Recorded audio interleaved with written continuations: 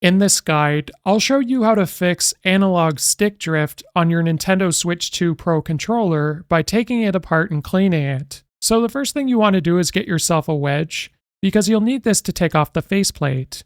So right where the buttons are at the top, you'll see a little gap, and you essentially want to pull up in these areas until the faceplate starts to come off. You can also work the sides with the wedge as well until it snaps off. And the first time you do this, it will be a little bit difficult as there is a lot of adhesive on the front plate. But after you've done it once, it will be a lot easier to take off the second time. So underneath this, you'll see another plastic plate with 7 screws, 3 on each side and then 1 at the top. And you'll also see these little plastic covers in the bottom for each that you'll have to take out. So here's an example of what it looks like on the left side. I've already taken it out for demonstration purposes. And I'll show you how to take out this other one. So what you want to do is essentially press down in the little crevice, which will push it up a little bit. And then you want to grab these little edges and slowly work it out. Now I recommend using plastic tweezers over metal ones like I did, as I ended up damaging this plastic piece a little bit. So just be careful taking this piece out so you don't damage it.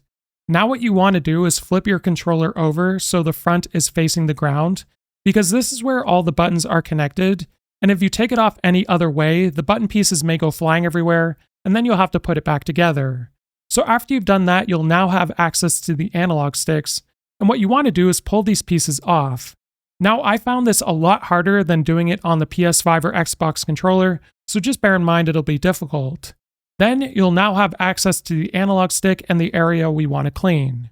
So what you want to do is get yourself some Duster Blaster cleaner, just a compressed air can, or you can get yourself some electric contact cleaner, and you want to push the analog stick to the border, up, down, left, and right, and spray into those areas to try and remove any dirt, dust, or debris buildup. So once you've cleaned both analog sticks, you can put your controller back together. So with this controller button plate, be very careful putting that back on, or else you'll have to put it back together.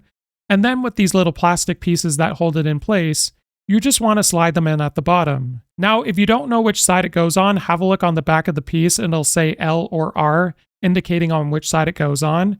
And then once they're back in place, you simply have to put the 7 screws back in, 3 on both sides and 1 at the top, and then you can put the faceplate back on, which you just have to snap on. If this guide was helpful, like and subscribe, and we'll see you in the next one.